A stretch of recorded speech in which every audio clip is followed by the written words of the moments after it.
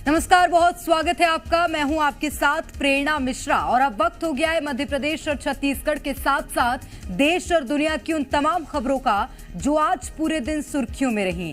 हम आपको दिखाएंगे वो स्पेशल रिपोर्ट जिसमें होंगी देश और दुनिया की तमाम बड़ी खबरें। तो चलिए शुरू करते हैं स्पेशल रिपोर्ट।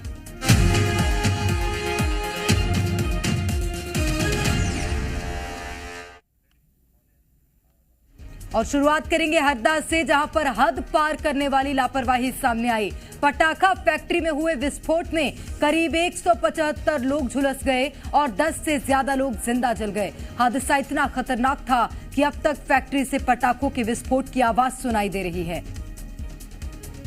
तो फैक्ट्री विस्फोट के बाद अब आशंका जताई जा रही है कि मलबे में कई लोग दबे हो सकते हैं। बता दें कि 2 साल पहले भी इस फैक्ट्री में विस्फोट हुआ था, जिसके बाद कार्रवाई करते हुए फैक्ट्री को सील कर दिया गया। आरोप है कि कमिश्नर के आदेश के बाद फैक्ट्री दोबारा खोली गई। जी मध्य प्रदेश छत्तीसगढ़ के संवाददाता ग्राउंड जीरो पर मौजूद हैं। इस दौरान एसडीएम केसी परते ने जी मध्य प्रदेश छत्तीसगढ़ से खास बातचीत की। हरदा पटाखा फैक्ट्री में विस्फोट की घटना से कई लोग जिंदा जल गए, तो कई हताहत हुए हैं। एसडीएम केसी परते साहब मेरे साथ मौजूद हैं। सर, इस फैक्ट्री को पहले सील किया गया था, फिर बाद में खोला गया, क्या हुआ था? नहीं, उसमें जांच के दौरान जो कुछ त्रुटियां पाई गई थी, इसके कारण जो है जिला दंडाधिकारी के आदेश से सील कर दिया गया था। बाद में फिर उसको कुछ वरिष्ठ अधिकारियों द्वारा कुछ जो खोलने के आदेश दिए तो खुलवा दिया था। वो चालू था काम। कब सील किया गया था, क्यों किया वो था? लगभग 3 महीने पहले सील कर दी थी 3 महीने पहले। तो उसका सील करने के बाद में वरिष्ठ अधिकारियों के निर्देश के आधार पर फिर वो पुनः चालू कर दिया था। अच्छा, खोलने के आदेश किसके थे? वरिष्ठ अधिकारी जो हमारे कमिश्नर महोदय के। ये अवैध चल रही थी? अवैध उसको घोषित किया गया था, लेकिन उसको फिर वैध घोषित हमारे वरिष्ठ अधिकारी द्वारा किया गया, तब संचालित किया। यदि वरिष्ठता के आधार पर काम करते तो लोगों की आज जान नहीं गई होती। अब वो उनका पेपर वर्क के आधार पर हुआ होगा जो भी होगा। ओके। और हरदा में इस लापरवाही की वजह से कई परिवारों के चिराग बुझ गए। 175 लोग जिंदगी और मौत की जंग लड़ रहे हैं। अब जरा पीड़ितों का दर्द भी सुनिए। मेरा तो जन्म ही यहीं पे हुआ है। यहाँ पे 25 साल पापा वगैरह वो हुए थे। अच्छा, कभी शिकायत नहीं कि पास में बारूद की फैक्ट्री? सब मिला हुआ पूरे लोगों का घर इससे ही चल रहा है। पूरे मोहल्ले का घर इससे चल रहा है। हम एक की आवाज उठाने से कुछ नहीं होगा ना। हम तो सख्त खिलाफ है। हमने तो जब ये लगा था जब भी उसका विरोध किया था, पर सब एग्री हो गए। सब तो फिर से वो हो गया। कितनी बार हादसे हुए, हमने हर बार उसकी वो की। आपका घर पूरा में टूट गया? पूरा टूट गया, सब पूरा टूट गया। ये देखो ना सर, उसमें रहने लायक नहीं बचा कुछ भी। अंदर सब राख हो गया जल के। सर, शिकायत पूरा प्रशासन मिला हुआ, हर बार पैसे दे के वो कर जाता है। आगे सील लगती है, पीछे से पूरा काम चलता रहता है। अच्छा, ये पहले बंद भी हो गई थी? हाँ, पहले बंद हुई। दो तीन बार सील लग चुकी ना इस पे। हाँ, बस बाहर से। नेता है क्या, किस पार्टी के? ये नेता जानकारी तो वो तो नेता ही होंगे, जब भी तो इतनी चलती है कि आगे सील लगी और पीछे पूरा स्टाफ वर्कर चल ही रहा है। कितने लोग काम करते होंगे इसमें? 300 से ऊपर। 300 साढ़े 300 व्यक्ति काम करते हैं। तो वहीं कांग्रेस विधायक आरके दोगने ने विस्फोट को बड़ी लापरवाही बताया। साथ ही प्रशासन पर भी कई तरह के सवाल उठाए हैं। उन्होंने मांग की है कि बारूद के इस खेल के हर एक किरदार पर सख्त कार्रवाई होनी चाहिए। बहुत बड़ी लापरवाही है और निश्चित है जिस प्रशासन के अधिकारी ने ये परमिशन दी है, इसमें आप देखें, अगर उठा के 2 बार हम लोगों ने शिकायत की, 2 बार इसमें लोग मारे गए हैं। एक फैक्ट्री और इनकी तीसरी वहाँ भी घटना हुई थी, वहाँ भी मारे गए थे। इसके बाद बार बार परमिशन कौन अधिकारी दे रहा था और कौन इसमें इन्वॉल्व है, बिल्कुल जाँच होना चाहिए। जाँच का विषय है और इस पर सख्त कार्रवाई होना चाहिए उस अधिकारी के ऊपर भी। तो फैक्ट्री संचालक सोमेश अग्रवाल और राजेश अग्रवाल ने बारूद का खेल ऐसा खेला कि आज लोगों के घर कब्र बन गए। सील फैक्ट्री किसकी मेहरबानी से चालू हुई, ये तो जांच में पता ही चल जाएगा। बहरहाल सीएम ने भी आदेश दे दिए हैं कि जिम्मेदार लोगों को बख्शा नहीं जाएगा। हरदा पटाखा फैक्ट्री विस्फोट को तकरीबन 8 से 10 घंटे का वक्त हो गया, लेकिन अब तक जो आग है वो सुलग रही है। रह रहकर यहाँ पर विस्फोट हो रहे हैं और अब तक जो दमकल की गाड़ियां हैं वो आग पर काबू नहीं पा सकी हैं। वहाँ पर आप देखेंगे तो अभी भी बहुत सारा जो पटाखा बनाने का बारूद है वो यहाँ पर देखिए एक एक करके विस्फोट हो रहा है तो नज़र आ रहा है। यहाँ पर आप देखेंगे बहुत सारा जो सुतली बम या फिर पटाखा बनाने के जो संसाधन है वो आप देखेंगे तो नज़र आएंगे साफ तौर पर। बहुत बड़ी तादाद में अब तक मलबे में लोग देखिए दफन है और अब तक उन्हें निकाला नहीं जा सका है, क्योंकि रेस्क्यू में वादा ये बार बार जो बारूद का विस्फोट है वो बन रहा है। वहां से नजर पसारेंगे आप तो वहां से लेकर और वहां तक ये जो पटाखा फैक्ट्री है वो संचालित हो रही थी। कई लोगों ने अपनों को खो दिया है तो कई के अपने हमेशा के लिए ऐसे विदा हो गए कि वो अब वापस नहीं लौटेंगे। ये आप तस्वीर देखिए, जो आग है वो अब तक जल रही है और दोपहर तकरीबन 11 बजे के आसपास हादसा हुआ था और वो पटाखा फैक्ट्री के विस्फोट जब लोगों ने सुने तो उनके कानों में अब तक मौत का तांडव गूंज रहा है। लापरवाही पूरी तरीके से प्रशासन की है, क्योंकि बारूद की फैक्ट्री आखिरकार रहवासी इलाकों में कैसे संचालित हो रही थी। और वहीं हमारे संवाददाता ने हरदा के अस्पताल में मौजूद घायलों से बात की। हरदा हादसे की कहानी घायलों की जुबानी सुनिए। हरदा पटाखा फैक्ट्री में विस्फोट के बाद 150 के आसपास जो मरीज हैं उनका इलाज जो हरदा के जिला अस्पताल में चल रहा है और मरीज कितने गंभीर रूप से घायल हुए हैं वो तस्वीरों से अंदाजा लगाकर आप देख सकते हैं कि कितना घातक ये विस्फोट रहा होगा। दादा, आप फैक्ट्री में काम करते हैं कि वहाँ रहते हैं? नहीं, वहाँ रहते हैं, हम बगल में सामने रहते हैं। विस्फोट हुआ तो आप घर में मौजूद थे उस वक्त? हाँ, घर में थे। वो विस्फोट पहला हुआ जब हम जैसा देखा कि विस्फोट हो रहा है तो हम निकल के भाग लिए जैसा छोड़ के। घर को नुकसान पहुंचा है? घर तो पूरा जल गया, पूरा घर जल गया। हाँ, अभी हम गए नहीं वहाँ से तो भागे, सब पता लग रहा है कि पूरा घर में कुछ भी नहीं बचा है। धमाका कितना तेज हुआ था? अरे बहुत तेज हुआ था, वो तो हरदा तक धमाका आया। करीब 40 किलोमीटर तक धमाके की आवाज गई। आपको ये चोट उसी धमाके से लगी? हाँ, उसी धमाके से भगदड़ में लगी है। जलते हुए फटाके लगे, पथराव लगे, छत के छज्जे उन टूट के लगे, सर पे सब दूर लगे, पीछे पीठ में जैसे भगते गए वैसे लगते गए। घर पूरा टूट गया? अब घर पूरा खत्म हो गया। 30 लाख का 40 लाख का घर था। धमाका कितनी तेज होगा ये? धमाका 3 मिनट में पूरा ब्लास्ट हो गया। 3 मिनट में 3 मिनट में पूरा? हाँ, पूरा। बहुत बड़ी मात्रा में विस्फोटक सामग्री? हाँ, बहुत बड़ी मात्रा में थी। आप लोग कब से रह रहे हैं यहाँ पर? वहाँ पे 20-25 साल होगा हमारे को। 20-25 साल से ये लोग यहाँ पर रह रहे थे। 3 लोग इसके पहले भी काल के गाल में इस तरीके के हादसे के चलते समा चुके हैं। इसके बावजूद ये कंपनी संचालित होती रही। फिलहाल इस कंपनी की लाइसेंस की जांच भी चल रही है। दोनों जो कंपनी के मालिक हैं वो फरार चल रहे हैं और घायलों का उपचार चल रहा है। अभी भी धुएं के गुबार कहीं कहीं देखने को मिलते हैं। कैमरा पर्सन अतुल जैन के साथ आकाश द्विवेदी, जी मीडिया, भोपाल। और हरदा में पटाखा फैक्ट्री में विस्फोट के बाद तबाही का मंजर देखने को मिला। रोती बिलखती आंखें सवाल पूछ रही थी कि किस गलती की सजा मिली है। ब्लास्ट में जिंदगियां तो तबाह हुई, साथ ही वो जख्म भी दे गईं जो शायद ही कभी भरेंगे।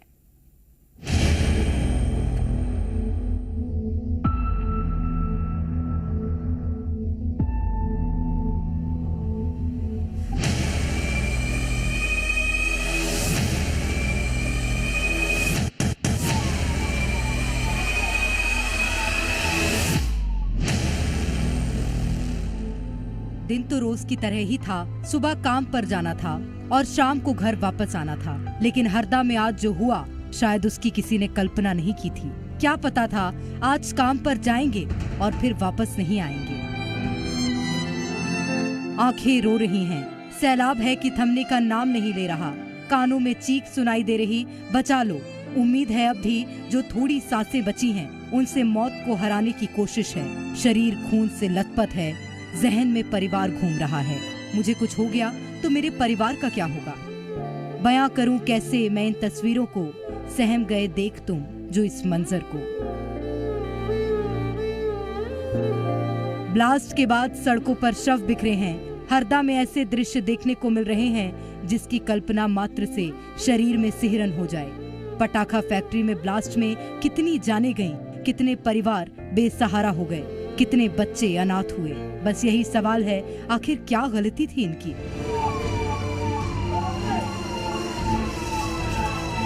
अस्पतालों में भी अफरा तफरी का माहौल है।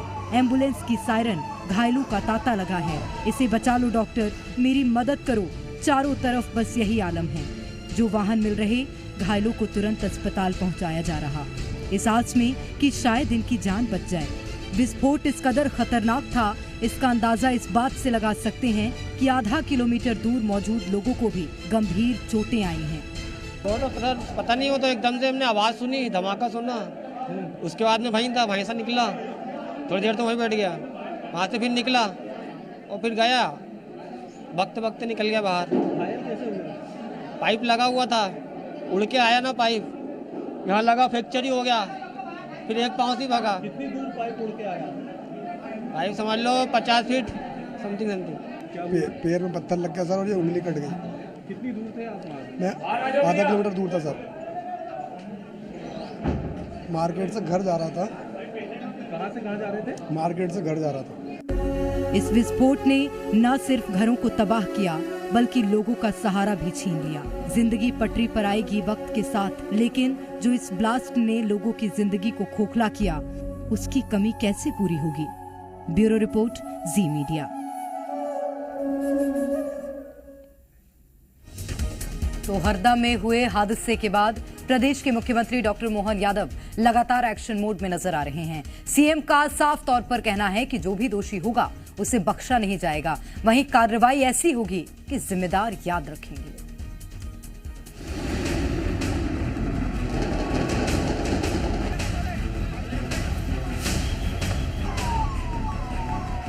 हरदा में हुए हादसे के बाद प्रदेश के मुख्यमंत्री doctor Mohan Yadav action mode में नजर आ रहे हैं। सीएम ने एक के बाद एक कई दिशा निर्देश जारी करने के साथ ही मंत्रियों को भी मौके पर भेजा। वहीं दूसरी ओर घायलों और मृतकों के लिए सहायता राशि का भी ऐलान किया। बाबा महाकाल सबके कृपा करेंगे, मैं ऐसी उम्मीद करता हूँ। यद्यपि अब घटना बहुत भीषण है और हम प्रयास करेंगे किसी हालत में घटना की पुनरावृत्ति नहीं हो, और इसी में इस घटना के जांच के आदेश भी मैंने दिए हैं। होम सेक्रेटरी इसकी जांच करके पूरी रिपोर्ट मेरे को देने वाले हैं। उम्मीद करता हूं कि जल्दी आग पे काबू पाया जाएगा। हम सब हिम्मत रखें, सरकार पूरी सजग है, पूरी मुस्तैदी से घटना के बाद इस पे जो प्रबंधन हो सकते हैं वो सब प्रबंधन में लगे हुए। भारत सरकार को भी अवगत कराया, जिसके माध्यम से वो तुरंत उनके यहाँ से मदद मिले, और हम इस पूरी प्रयास में है कि हर हालत में किसी भी तरह सबसे पहले आग पे काबू पाया जा सके। जो भी घायल हैं उनको यथायोग्य मदद मिले। तो चलिए अब आपको बताते हैं कि इस हादसे के बाद सीएम डॉक्टर मोहन यादव ने क्या कुछ दिशा निर्देश अधिकारियों को दिए। हरदा में हादसा, एक्शन में सीएम। होम सेक्रेटरी मामले की जांच करेंगे। जल्द से जल्द जांच पूरी कर मांगी रिपोर्ट। सुनिश्चित किया जाए दोबारा न हो ऐसी घटना। सभी कलेक्टर्स को सीएम मोहन यादव ने निर्देश दिया। जिलों में संचालित पटाखा फैक्ट्री की जांच के निर्देश दिए गए। 24 घंटे में सीएम ने कलेक्टर से रिपोर्ट मांगी। फैक्ट्री का संचालन नियम से हो रहा है या नहीं, इसकी जांच करें।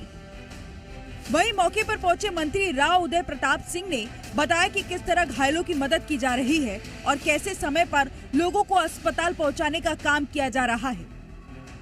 लगातार मलबा हटाने का, और मौके पर जो हमारी एसडीआरएफ की टीम है, एसडीआरएफ के एडीजी भी हमारे साथ यहाँ पर आए हैं। उनकी देखरेख में जो यहाँ पर काम चल रहा है, मुझे लगता है कि शीघ्र हम निर्णय पर पहुँच पाएंगे कि दुर्घटना में जो एक्चुअल क्या नुकसान हुआ है। हरदा में हुए हादसे ने कई परिवारों को उजाड़ दिया। सवाल यही है कि आखिर इस पटाखा फैक्ट्री में हुए धमाके के लिए जिम्मेदार कौन है। ब्यूरो रिपोर्ट, जी मीडिया। और चलिए आगे बढ़ते हैं। अब बात एक ऐसे ऐतिहासिक फैसले की जो महाभारत काल के लाक्षागृह की जमीन से जुड़ा है। 5 दशकों से भी ज्यादा वक्त तक कानूनी लड़ाई चली। लड़ाई मजार और लाक्षागृह की जमीन के अधिकार से जुड़ी थी। आखिरकार अदालत ने फैसला सुनाया और लाक्षागृह की धरोहर हिंदुओं को सौंप दी। क्या है पूरी खबर, रिपोर्ट में देखिए।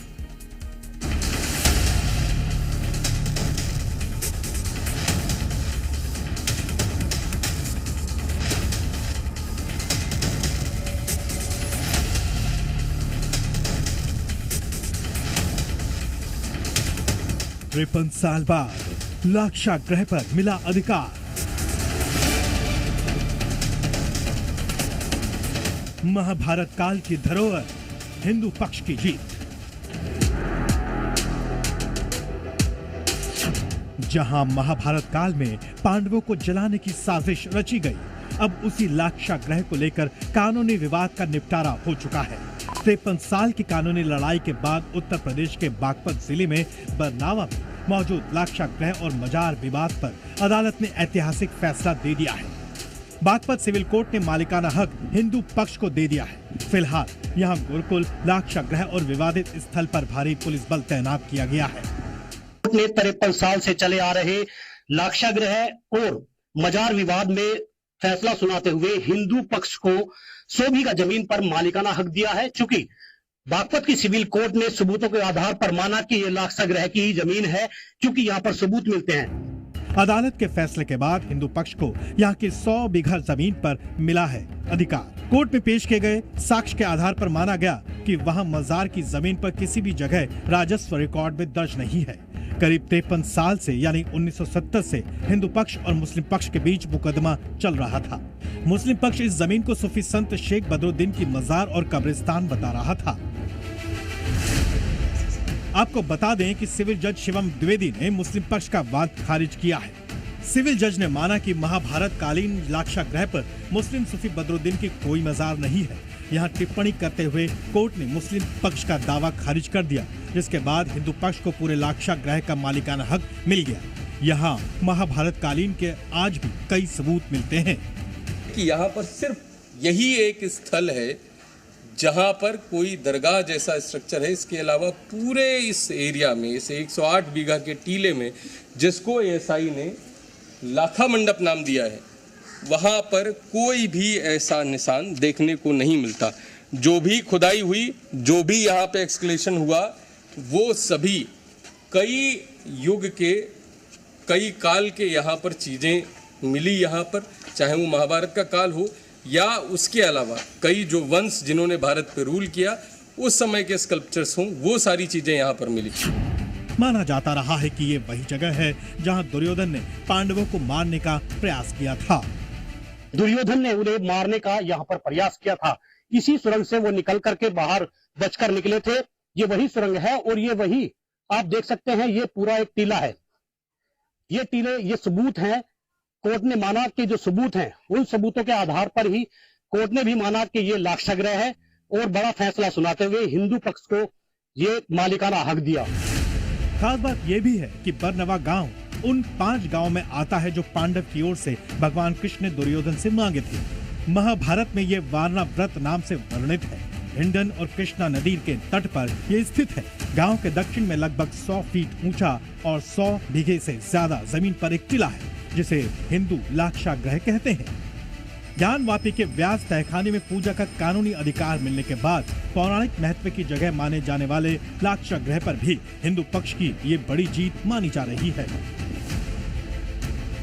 बागपत से आदित्य प्रताप सिंह और कुलदीप चौहान के साथ ब्यूरो रिपोर्ट, जी मीडिया।